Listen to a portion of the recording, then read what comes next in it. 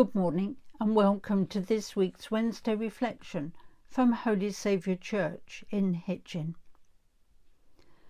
This week, a number of well-known saints are commemorated, including Mark the Evangelist and the Apostles Philip and James.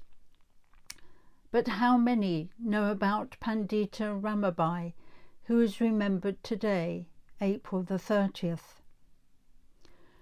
Ramabai was born in 1858 of high-caste Hindu parents near Mangalore in India. Ramabai and her brother were orphaned in the Great Famine of the 1870s, but continued the family tradition of travelling the country in poverty and reciting Sanskrit scriptures and promoting education for women, which was unusual at that time. In 1878, after an invitation to speak at the University of Calcutta, Ramabai was given the honour of the title Pandita, the feminine form of Pandit.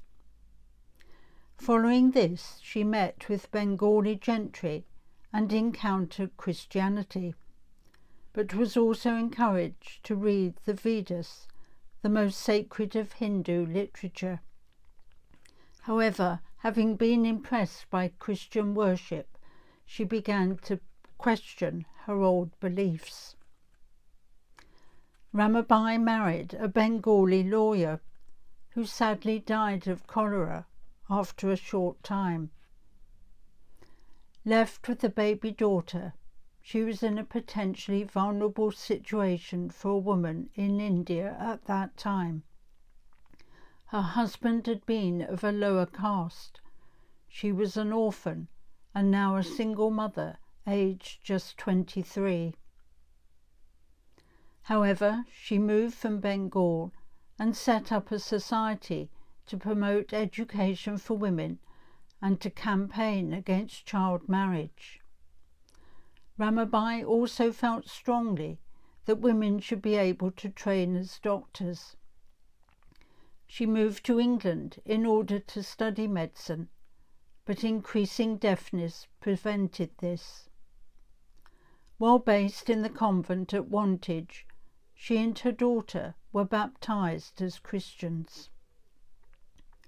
Later, back in India, she established a Christian mission in 1889, which after a severe famine in 1896 was able to shelter thousands of outcast children, child widows, orphans and destitute women. The mission continues to this day, providing housing, education and training to the disadvantaged. Ramabai was fluent in 7 languages, and shortly before her death in 1922 completed a translation of the Bible from the original Hebrew and Greek into her mother tongue.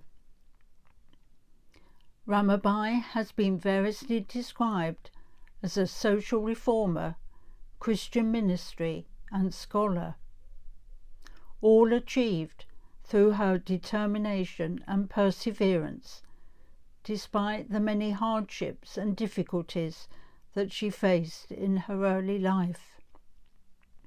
She was a remarkable woman for her time and place, and so deserves to be remembered for her lasting legacy. This week I've chosen the hymn, All for Jesus, All for Jesus.